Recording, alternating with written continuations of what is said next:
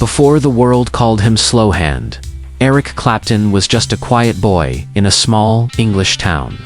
Alone in his room, he'd spend hours spinning old blues records, drawn to something raw and aching in the music.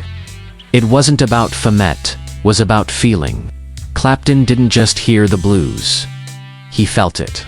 The obsession begins, Clapton's early life. Growing up in post-war Surrey, England, Clapton found little to relate to in the pop music of the day. But everything changed when he heard Robert Johnson. The ghostly guitar lines, the tortured vocals, it struck him like lightning. He became obsessed. From Johnson to Muddy Waters, Clapton devoured the greats of American blues.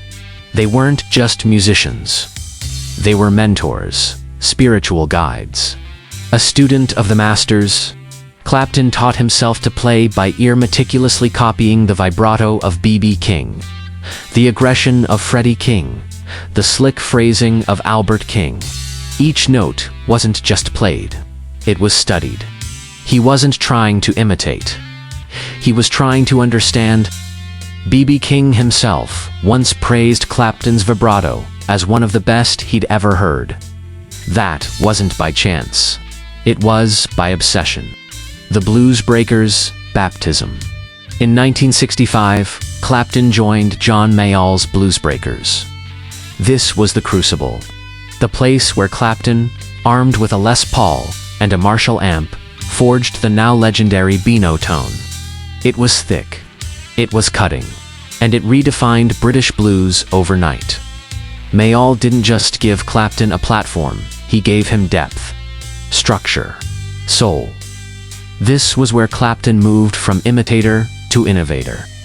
Cream and Hendrix, evolution through rivalry. With Cream, Clapton pushed the boundaries of blues into the psychedelic. Longer solos, louder amps, new textures. But then came Hendrix, a cosmic force Clapton had never seen before. Their relationship was part friendship, part rivalry. Hendrix challenged Clapton to explore feedback, wah pedals, and controlled chaos. The result? Clapton leveled up. Reinvention and the slow hand myth. As Cream dissolved, Clapton stepped into new territory. Reggae, pop, acoustic ballads.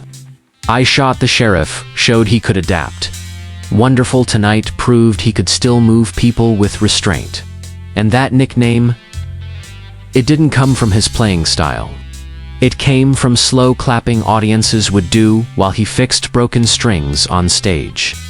A myth, born from a moment. The hidden hero, one unexpected influence.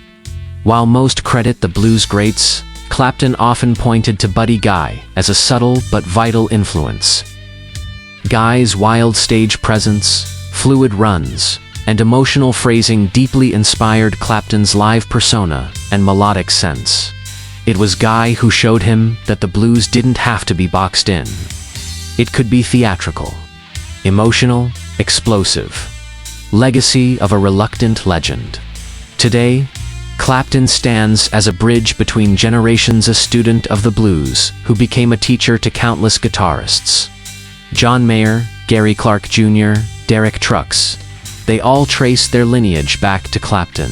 But even now, Clapton remains humble. Still searching, still listening, still honoring the blues. Because, at his core, Clapton isn't just a legend. He's a fan. Which Clapton era speaks to you most? Was it Cream? The Bluesbreakers? His solo ballads? Let us know in the comments below, and don't forget to like, share, and subscribe for more guitar legends and their stories.